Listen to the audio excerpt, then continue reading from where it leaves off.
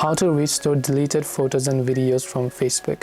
Hey everyone, welcome back to our channel. In this video we're going to learn how we can restore deleted photos and videos from Facebook, so make sure to watch the video till the end.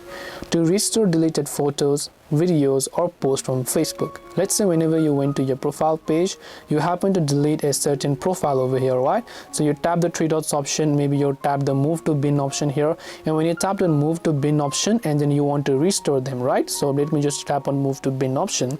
Now what I can do is I can simply go ahead and restore it if I want to by just tapping the three dots option, then going to activity log. Then at the very top you'll find a button that says recycle bin, which you can then use to tap on it, and then you'll find the photos that you actually deleted. So now you can just select that and then you can choose to simply restore them by tapping the restore option from the bottom and tapping the restore option. And that's all it takes to go ahead and then basically restore deleted photos and videos on Facebook. Hope this video was very helpful. If you have got any questions, feel free to also leave them down below. Thank you for watching and see you in the next video.